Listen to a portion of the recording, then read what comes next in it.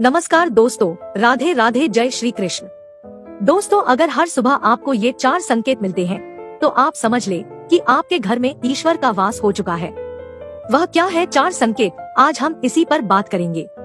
दोस्तों, जब आप पूजा पाठ करते हैं तो ईश्वर का वास आपके घर में होता ही होता है, चाहे वो प्रत्यक्ष रूप से हो या फिर अप्रत्यक्ष रूप से। वो जब घर में वास करते हैं तो आपको महसूस हो ही जाता है। कई बार आप उन्हें देख भी पाते होंगे। कई बार ऐसा होता है कि भगवान तो आपके घर में वास करते हैं, लेकिन आपकी कुछ चीजों से लौट जाते हैं, आपके कुछ कर्मों से वो लौट जाते हैं। क्योंकि उस समय अक्सर लोग यह करते हैं, वो कभी पूजा पाठ करते हैं और फिर छोड़ देते हैं, फिर कुछ दिन बाद पूजा करते हैं, उसे छोड़ देते हैं। तो ये सब सही नहीं होता, इससे ईश्वर चले जाते हैं। यह आपको कभी नहीं करना चाहिए। बहुत से लोग ऐसे भी होते हैं जिनके घर में ईश्वर तो वास करते हैं, लेकिन उन्हें स्वयं इस बात का पता नहीं होता और वो स्वयं उनका अपमान करके उन्हें वापस भेज देते हैं, ये कहकर कि मैं ईश्वर की पूजा तो रोज करता हूँ, लेकिन तब भी ईश्वर मुझे क्यों नहीं दिखते। तो आपके ये सब कृत्य आपके ईश्वर को रुष्ट कर देते हैं। तो इसलिए आपको आज हम वो 4 संकेत इस वीडियो में विस्तार से बताएंगे, जिससे आप स्वयं जान पाएंगे कि ईश्वर आपके घर में आ चुके हैं।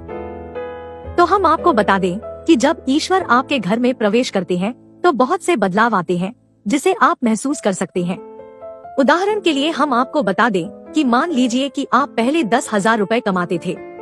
आपकी सैलरी इतनी ही थी और उसमें भी आप कर्ज में दबे जाते थे, कुछ बचाना तो दूर की बात है। अब इस समय भी आप 10,000 रुपए ही कमा रहे हैं, लेकिन फर्क अब ये है कि अब आपके ऊपर कोई कर्जा नहीं है और उस 10,000 में सब खर्च करके अब आप पैसे बचा भी पा रहे हैं। तो इसका मतलब है कि अब आपके घर में बरकत आ गई है, ईश्वर की कृपा आप पर हो गई है।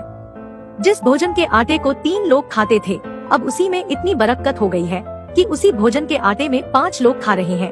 तो ये सब चीजें आप महसूस कर सकते हैं, जिसके बाद ये स्पष्ट हो जाता है कि ईश्वर आपके घर में वास कर चुके हैं। जब भगवान आपके घर में आते हैं तो प्रत्यक्ष या अप्रत्यक्ष रूप से आते हैं और आपको आपकी पूजा का फल प्रदान करते हैं। अब फल कैसे देते हैं? ये जरूरी नहीं कि वो आपकी सभी इच्छाओं को पूर्ण कर देंगे। वो आपको शक्ति प्रदान करते हैं, आपको आपके दुखों से लड़ने के लिए। आपके जीवन में सुख दुख सभी आपके कर्मों के आधार पर आते हैं, लेकिन जो दुख है उसे सहन करने की शक्ति आपको ईश्वर देते हैं। मान ले आपका एक्सीडेंट होने वाला था, लेकिन आपको एक छोटी सी चोट या खरोच लग जाती है और वह घटना वहीं पर रुक जाती है, इतनी छोटी सी खरोच पर। तो इसका सही अर्थ ये है कि ईश्वर आपके साथ है, आपकी रक्षा कर रहे हैं। ठीक उसी प्रकार आप बहुत बड़े कष्ट से आप जूझ सकते थे, लेकिन वो आपको नहीं हुई, या आपका पड़ोसी दुख कष्ट में है लेकिन आप उससे बचे हुए हैं, आपके जीवन में वो नहीं है।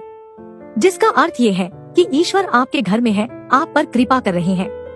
तो इन सब चीजों से आप ये महसूस कर सकते हैं कि ईश्वर आपके घर में है, जिस पर आपको यकीन करना होगा, क्योंकि आपको बार बार संकेत नहीं मिलेगा, वो 1-2 बार ही मिलेगा, जिसे आपको ध्यान से समझना होगा और उसे समझकर ईश्वर की सेवा में और ज्यादा लग जाना है।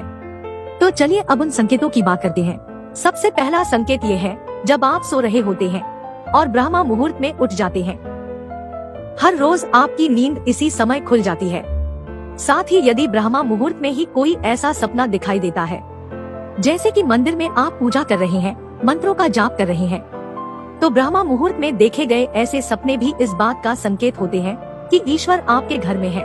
दूसरा संकेत ये है कि यदि आपको ब्रह्मा मुहूर्त में ही शंख की आवाज सुनाई देती है, मंत्रों की आवाज सुनाई देती है, घंटियों की आवाज, या कोई नाम, जैसे कि कोई आपसे राम राम कह रहा है, ऐसी आवाज अगर आपको सुनाई देती है, तो ये दूसरा संकेत होता है, जिससे ये पता चलता है कि भगवान आपके घर में आ गए हैं। तीसरा सबसे जरूरी संकेत ये है, जब भी आप सुबह सुबह नहा धोकर तैयार होते हैं, तब आपको एक अलग सी सुगंध आती है। ये एक अजीब सी सुगंध होती है जो आपके घर में किसी को नहीं आती, केवल आपको महसूस होती है। ये ना तो किसी इत्र की सुगंध होती है, ना ही अन्य किसी अगरबत्ती या अन्य किसी चीज की, बस आपको ये अजीब सी महक आती है। ये सुगंध आपके मंदिर घर में से आती है। अब वो घर में जिस जगह होगा वहीं आपको ये महक आती है, और जितना आप अपने घर के मंदिर के पास जाते हैं, उतनी आपको महक ज्यादा आती है। दोस्तों, ये महक देवी देवताओं की होती है, जिससे आपको पता चलता है कि ईश्वर आपके घर में वास कर चुके हैं।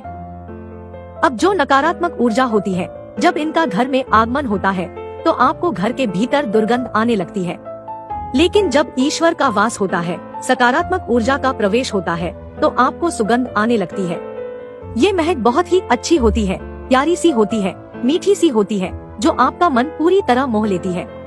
चौथा सबसे बड़ा संकेत, जब भी आप पूजा करने जाते हैं, तब उसी समय यदि कोई जीव यानी कि कुत्ता, बिल्ली, गाय या फिर अन्य कोई भी व्यक्ति भिक्षु आपके द्वार पर आ जाता है और ये आपके साथ हफ्ते में 3-4 बार लगातार हो रहा है कि आपके पूजा करते समय में ही वो आ रहे हैं, तो इसका मतलब है कि ईश्वर आपके घर में दस्तक दे रहे हैं, उनका आगमन हो रहा है। क्योंकि जो गाय होती है वो भी माता का स्वरूप होती है, कुत्ता भी भैरव बाबा का प्रतीक माना जाता है, या फिर कोई याचक आता है तो वो भी ईश्वर के किसी न किसी रूप में आ रहा है। तो हमें कभी भी उन्हें भगाना नहीं चाहिए, बल्कि उन्हें संतुष्ट करना चाहिए, अर्थात उन्हें भोजन करवाना चाहिए, उन्हें सम्मान देना चाहिए। पैसे का या अन्य किसी चीज का दान करना अलग बात है, लेकिन सबसे बड़ा दान भोजन का, पानी का माना जाता है। हमारे द्वार पर आए किसी को भी तृप्त करके भेजना चाहिए, उन्हें भोजन करवाना चाहिए, पानी देना सबसे बड़ी पुण्य की बात होती है। इन जीवों को या फिर याचकों को हमेशा संतुष्ट करना चाहिए, उन्हें भोजन कराना चाहिए। यह ध्यान देना कि जब आप बाहर किसी गाय को जाकर भोजन करवाते हैं, रोटी खिलाते हैं, तो बेशक वो बहुत सारी गाय हो, उन्हें भोजन करवाना अच्छी बात है, आपको उन्हें कराना चाहिए।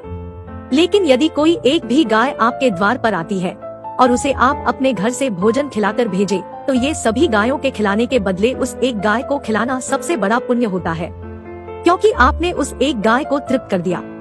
उस एक गाय को तृप्त करना बहुत अहम होता है, इसलिए आपके द्वार पर किसी को भी इस तरह तृप्त करना बहुत पुण्य की बात है, क्योंकि वो तृप्त प्राणी आपको भीतर से सच्ची दुआएं देता है और वो दुआ बहुत प्रभावी होती है। तो बस आपको इन 4 संकेतों पर ध्यान देना है और पूजा पाठ अच्छे से करना है, ताकि ईश्वर सदैव आपके साथ, आपके घर में वास कर सके। तो दोस्तों, आज के लिए बस इतना ही। उम्मीद करते हैं दोस्तों आपको जानकारी अच्छी लगी।